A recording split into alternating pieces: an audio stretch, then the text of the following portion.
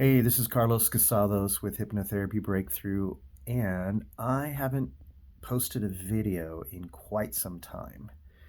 So I figured it was about time that I share some stuff. It's just a couple of days after my 50th birthday, and I have been going through quite a lot of stuff, and not all bad stuff, some good stuff too, lots of good stuff. Uh, but I like to take time to really sit with the lessons that I'm learning and only share when it feels relevant to share, when I think I might be able to impart something that would be useful to someone, or even just to get it off my chest, because sometimes there are benefits to speaking the wisdom that you're gaining. It grounds it into reality more. Um, so anyway, there's a way of looking at things that I've found very helpful, and I'd like to share that with you. This may land in a variety of ways for different people. Uh, and it's really this simple concept. It's the idea that problems are solutions. Problems are solutions. So there are a lot of different versions of that phrase, and I didn't come up with it, of course, but I'm getting a lot of mileage out of it. So I'd like to share that with you. Another way you may have heard this before is that the question is the answer. You know, or you may have heard the famous phrase by Charles F. Kettering. He said, "The question or a question well formed is a problem half solved."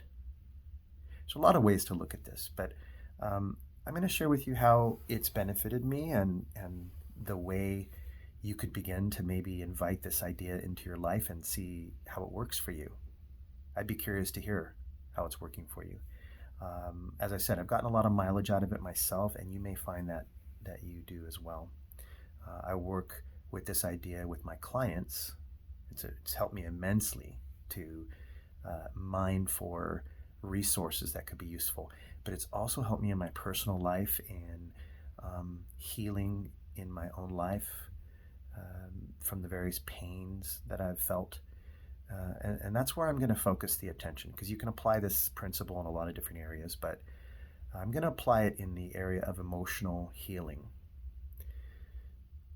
When I experience the pain of a thing, I've learned to stop and observe myself in that pain and to not be afraid to dive into the feeling.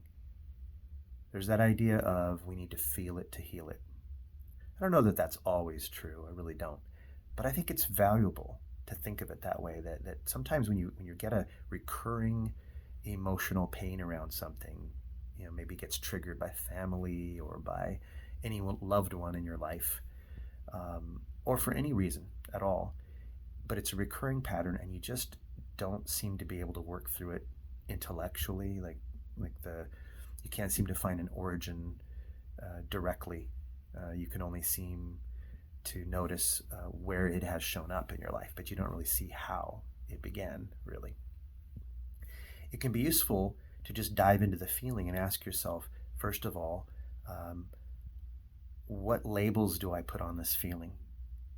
What do I call this feeling, and where do I feel it in my body? The somatic exploration. And when I feel those things that I'm describing, I notice that there's metaphors in that, but that's not where it stops. I might then begin to ask myself, if this were this problem, whatever this problem is, if this were a solution, how indeed could it be a solution? Is it, for example, causing me to do something that I wouldn't normally do? Is it preventing me from doing something I don't normally do? And that's the beginning of it. So, as an example, if I'm hurt in a particular way, and I then stop and identify that hurt and where it is and what's causing the triggering feeling, I might then say, well, what's the first reaction that I might want to do? It could be to move away, like the flight kind of thing, or it could be to fight back. I might want to duplicate that as petty response to the wound, right? Someone hurts us, we want to hurt them back, or someone neglects us and we say, fine, I'm neglecting you, right? That's a maybe first layer of thinking. But then if that doesn't identify, or if we don't identify with that, we just notice that it's a thought that passes. We go, okay, well, that's not who I am. I'm not the person who duplicates bad behavior. I'm just a person who wants to heal and resolve it. Then obviously duplicating the behavior is not it. So then what is this really about? So then I can ask myself the question, and you can ask yourself this: if this were satisfying some positive intent, what would that positive intent be? Now, most people will stop right there. So I'm warning you not to stop at, well, it does nothing. There is no positive intent. There's nothing good that could come out of this. Be careful. You got to look deeper. Many people give me that response, and I don't let them get away with that. I prompt them a little further and say, well, what if it were something else? So if there's something inside of your consciousness or in the connection that you have to other people, let's say the system, so what goes beyond you as an individual, but let's say the family system, for example, as one of many systems, you could ask yourself, how has this shown up outside of me, and how does it show up inside of me? So when we ask the question, how does this live within us? So let's say someone wounds us in some way, and I've had that before, and I have this visceral reaction of rejecting that feeling and confusion as well. Why does it keep happening? I might say, well, all right, if I'm searching for how this problem is a solution, then how does it live in me already?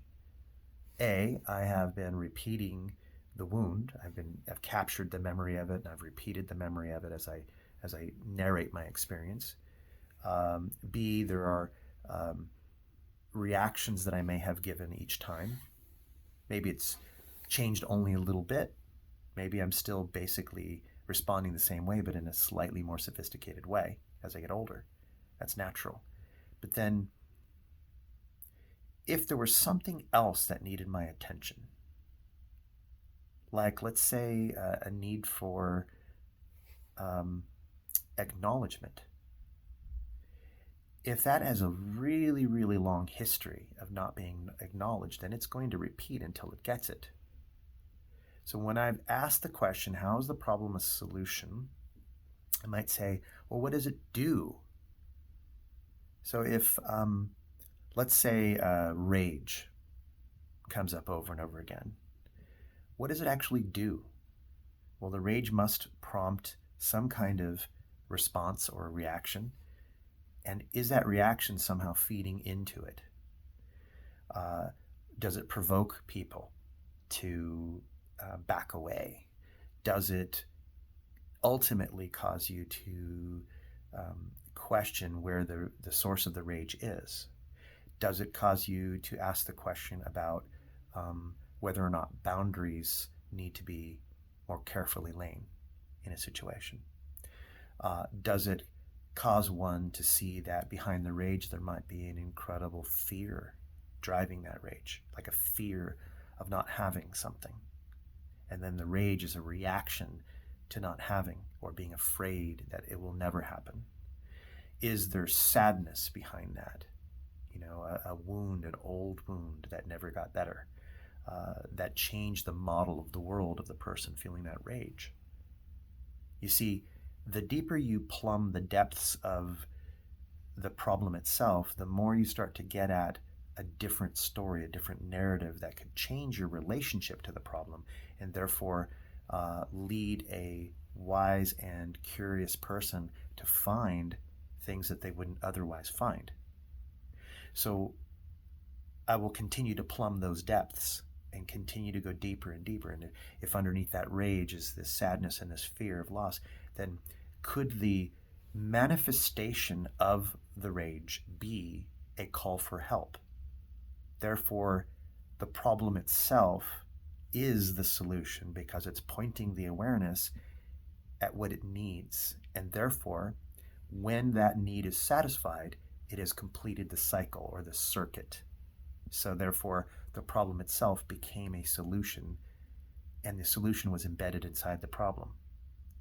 And then I can go even deeper and deeper and deeper. I don't want to spend the entire video on all the different layers you can get to, but you see, starting with that presupposition that the problem is a solution can begin a journey of intuiting and understanding patterns that may be hidden behind the actual behavior and the feelings. So we could go really far with this, but I just wanted to impart that one thing. We're here at about almost 11 minutes, and I think that's enough for now just to kind of stimulate the ideas. So just ask yourself, especially during this holiday season, if you're getting recurring sadness or irritating feelings, whatever, ask yourself in your meditations and your insight search for what might the solution be within this problem that you're experiencing. Okay, thanks very much for listening. Thanks for allowing me to share this with you. And I hope that you take this in and can feel free to comment back if there's something that you want to share or an insight that you have about this. Okay, thanks a lot and happy holidays.